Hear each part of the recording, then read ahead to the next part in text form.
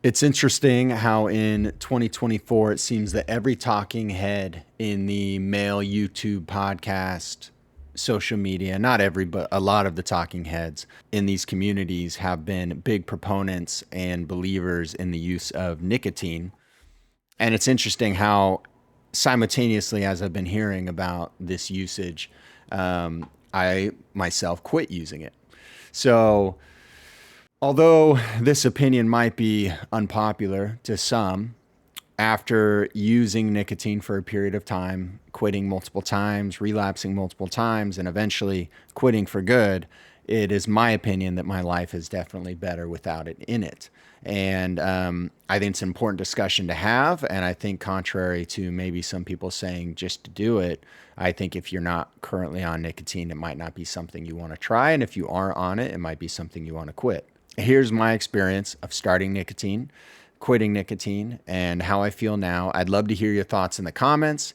And if you care to subscribe, I would appreciate the support so I can cover topics like this that I feel like are important to discuss. Now, if I can take you back to 2019, we can talk about my first experience with nicotine. I was at ITX, a training with the Marine Corps in 29 Palms, California, out in the desert, the Mojave Desert. And I was working 12-hour shifts, sometimes day, sometimes night in the command center. And I also had other responsibilities. So I was working maybe, I don't know, 12, 14, 15 hours a day working out. And then otherwise, there was really nothing to do. One of my best friends, still one of my best friends today, he recommended I try Grizzly, I think in pouch form at the time, which is a chewing tobacco. And I did. And to be honest, my first interaction with it was I liked it a lot. The nicotine high was great. At first, it does feel like a bit of a buzz, but after you do it maybe a dozen or so times, it felt more just like a high, a little bit of an elation. And also, I noticed I could stay awake a long time. If I was working nights, coffee certainly helps, but it only does part of the job. And so with nicotine, I felt like I could go for those long hours. I felt like I could churn. My fitness at the time was unbelievable, and I actually didn't feel like nicotine hurt it at all. So I continued to use the Grizzly pouches. I tried a few other, the Copenhagen pouches. Then maybe let's see. And then in 2020, I deployed overseas, still with the military. And I went to long cut. So I progressed, you could say, and I used chewing tobacco long cut while I was there. Again, really no issues. Now, towards the end of my deployment in 2020, my throat started to hurt, like noticeably started to hurt. And also my gums, I would say, started to hurt. So I decided to stop. I got back from deployment, I quit, and honestly, it wasn't hard at all. I had no issue quitting. I maybe had been using maybe less than a year, maybe a year, and no issue quitting. I quit for a good 6 months, and then the Marine Corps work started to ramp up again, and I started to use again. So I went back to the Grizzly. I think I went to pouches this time, used it for maybe 6 months, again, working super long hours, sometimes nights. It kept me awake. I started to notice during this time that I would get a bit foggy, that the benefit of using nicotine was certainly there, maybe on the first dose of the day. But when it got to the second or third dose, I started to get foggy, less alert. I was awake and I was working, but I wasn't really sharp. And that would ebb and flow, really just depending on probably how much I had in my system. I think it was affected by if I had eaten beforehand. But this was maybe my first interaction with some of the downsides of nicotine. I don't know why it took me that long to feel those downsides, but for whatever reason, I started to notice them. Because of this, I transitioned, and also probably just learning a little bit more about how terrible chewing tobacco was for my gums and for my throat and my oral health. I stopped doing that and I switched over to pouches, particularly Zyn, but there are a few other brands that I tried. And at this time, I live in California. Now the flavored Zyns are illegal here, but you could get coffee Zyn, which was, I mean, I really liked it. There were some other flavors that I liked. I would always keep it the 3 because I didn't want to. I mean, people are walking around with the 6, and I think some brands have 9, which is insane. I would keep it with the 3 milligrams, but yeah. So I used the Zen for. I mean, now we're looking at maybe like 2021. I used it for, I don't know, 6 months. And I felt like this fogginess was just more and more common. Again, I mean, I will say I wasn't really great at like micro dosing. I've seen Andrew Huberman talk about the benefits of nicotine at a certain dosage, maybe one day on, one day off, maybe just a small amount, and how it certainly is a neurostimulant. And I noticed that at times I was able to be really when I didn't overdo it, I was able to be really particular with my work. I was really quick. I had some great conversations, some really good banter. I mean, honestly, I loved getting to work, working out. I'd go to the gym, I'd go for a run, and then I'd get breakfast, and then I'd sit around and just bullshit with the guys with some nicotine. I liked that. I felt like the conversation was great, and maybe on that first dosage it was good. But again, over time, it started just to get foggier and foggier throughout the day. And a bad thing that the military definitely does that I wouldn't say most casual nicotine users do is people will have it in throughout the day. Maybe they don't love their job too much. Maybe it's a cultural thing, but you'll definitely do more than one pouch. So I don't know how many I was doing a day, not as much as many people. I know guys who were dipping and they were going through cans a day, which is insane. But I was still doing, I don't know, 4 3 milligram pouches a day, maybe 5. Some people might think that's tame. For me, it was too much. So also during this time, last thing I'll say is my cardio started to go to shit. I've always been a runner. I've always been a fitness enthusiast. And I noticed that running, I didn't have the inclination or the desire to run as much anymore. When I was a heavy nicotine user, I still would force myself to do it, but it hurt. It hurt it. I don't know the science behind that, but it definitely hurt it. Probably because I was overdoing it. I understand that. But my cardio started to go down. And also I had 2 different instances when I was working or doing a lot of nicotine where my heart felt like it was going insane, where I actually had to like take a knee. So obviously, again, overdoing it, but things that happen. So I decided to quit.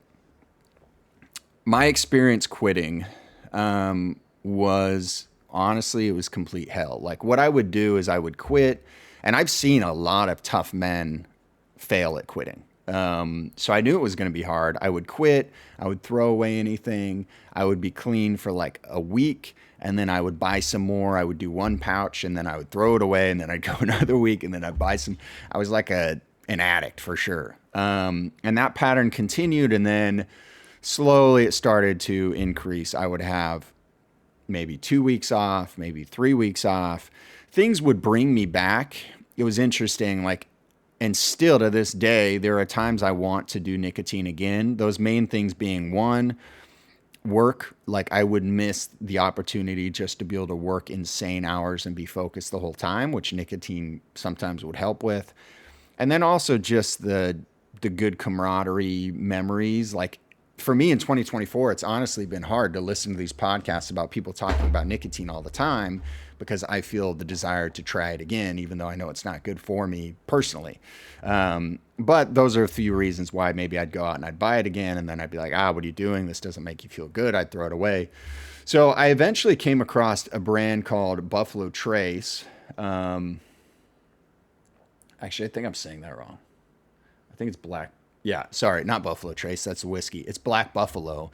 So I came across a brand called Black Buffalo, which is an alternative nicotine product. They make a product that is not tobacco, but they try to replicate like Grizzly Dip. It's a different kind of leaf. It's not tobacco, and you can get non-nicotine version. I was having a really hard time quitting. I tried seeds, I tried gum, and then I bought the Black Buffalo non-nicotine pouches. And I think just the oral fixation, just the memory of having it in my lip helped me quit. I did that for about a month. Again, I don't know the health benefits of that in particular. There's no like buzz or anything with it, but maybe that's not great for me either. So anyways, I did it for about a month and then I quit outright. And since then, this has been couple years, maybe I've done like 1 or 2 pouches in the last couple years, and honestly, I don't miss it at all. And like I said, I've seen dozens of guys say, "Oh, I'll be able to quit no problem. Oh, I'll be able to quit no problem," and then they fail at quitting. Really tough guys, people I know, people I love. I think that quitting nicotine is super hard. So for me, as someone who has quit, and I was a fairly aggressive user and quit, these are a few takeaways I have. One, it's really hard to quit. And just know that if you're starting nicotine, if you're adding this into your life, it's an expense that you're going to be buying these. It's an addictive habit, and it's going to be hard to quit. So that's one. Two, I would say that there are definitely health downsides. I don't think we know all of those yet. I think that I did some research. There's not tons of study about it. It's a newer product, and my guess is that over time we're going to find there's some health downsides, especially to heavy using. So for me, the fogginess, one, and then two, I don't think it's great for the gut microbiome. I had some gut issues while I was using this. Is it correlated? I'm not sure, but frankly, I don't know if I trust this. So anyways, and oral health, maybe not great for the oral health. Anyway, so addictive, possible health downsides in my opinion. And then three, I would just say the main thing is that three, actually, I would say my cardio was definitely took a hit. And four, although it definitely gave me some high, good moments, some ups, there were a lot of downs. And for me, I just would rather be a steady plane, an even keel of energy and focus. And I think you can achieve that without Zyn.